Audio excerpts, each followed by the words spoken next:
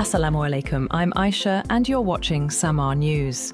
Here are today's headlines.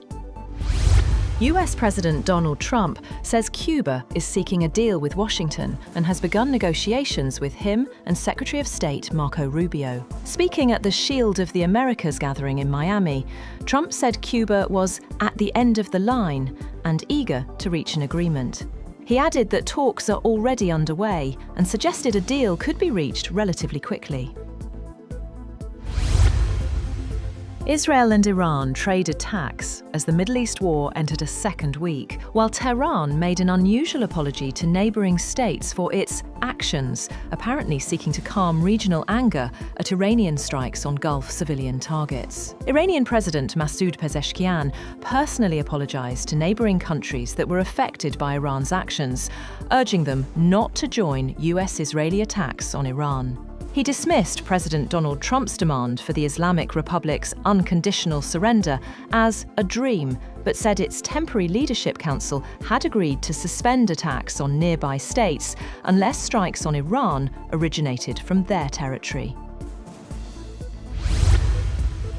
U.S. President Donald Trump has said that Iran will be hit very hard today and that he was considering widening the areas and groups of people being targeted without providing details. Trump said in a post on Truth Social that today Iran will be hit very hard, under serious consideration for complete destruction and certain death. Because of Iran's bad behaviour, are areas and groups of people that were not considered for targeting up until this moment in time. He also noted that Iran had apologised to its neighbours for its strikes against them, which he cast as a surrender.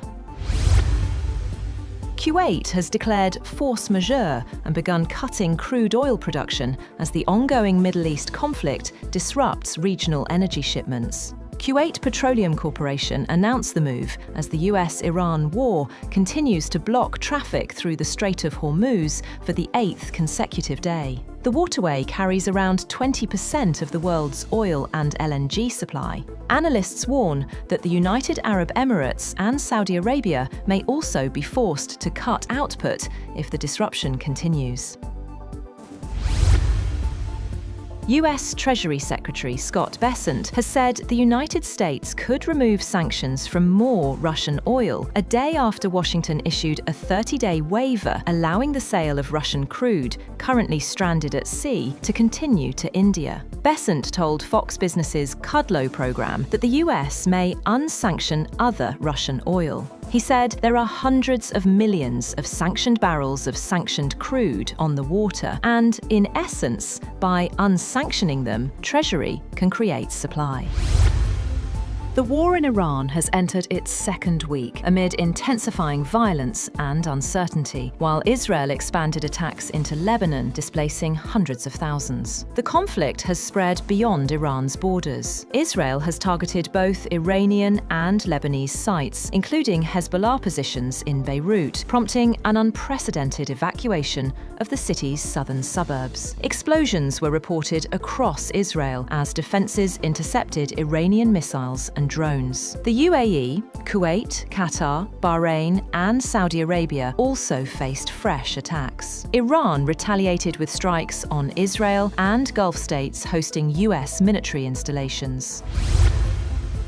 The United States Central Command has alleged that Iran carried out attacks on 12 different countries and deliberately targeted civilians. The CENTCOM commander said Iran used attack drones against residential areas in Bahrain and conducted 7 drone strikes on residential neighbourhoods. According to the CENTCOM, Iran intentionally targeted civilian populations in the Middle East, adding that the attacks on civilians in the region are unacceptable and will receive a response. US President Donald Trump has made it clear that there will be no deal with Iran except unconditional surrender. In a social media post a week after launching the war alongside Israel, Trump said, "Once Iran accepts defeat and a great and acceptable new leader is chosen, the United States and its allies would help rebuild Iran's economy." Trump also said he wanted to be personally involved in selecting Iran's next leader. That's all for now. For more updates, visit www.samaa.tv. Thank you for watching Samaa News.